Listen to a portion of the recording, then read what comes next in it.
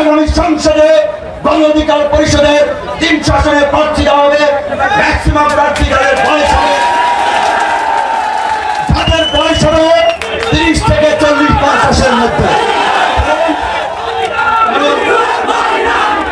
আগামী ডিজিটাল বলুন, স্মার্ট বাংলাদেশ বলুন, তার জন্য তরুণদেরকে সংগঠিত হবে। কাজেই যারা এমপি নির্বাচন করবেন, উপজেলা নির্বাচন করবেন, পৌরসভা নির্বাচন করবেন, এখন থেকে জনগণের কাছে যেতে হবে, জনগণের কাছে নিজেকে তুলে ধরতে হবে। 10টা মোটরসাইকেল নিয়ে শোডাউন দিলেই জনগণ আপনাকে ভোট দিবে না।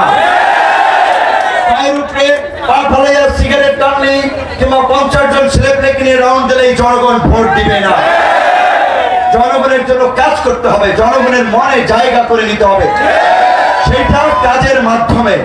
কাজেই ছাত্রলীগ, যুবলীগ, আওয়ামী লীগ যে ফ্র্যাঙ্কেন স্টাইলে রাজনীতি করেছে, আপনারা যদি সেটা অনুসরণ করেন আপনারা জনগণের দ্বারা প্রত্যাখ্যাত হবে।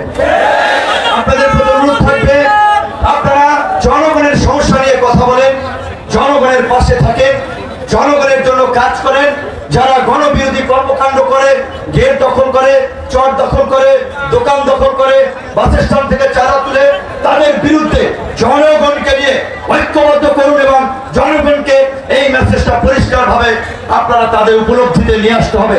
এই সাধারণ জনগণেরই অসাধারণ ক্ষমতায় আছে, তাদের ভোটে জনপ্রতিনিধি, সেটা মেয়র হোক, কাউন্সিলর হোক, চেয়ারম্যান হোক, এমপি হোক, নির্বাচিত হয়।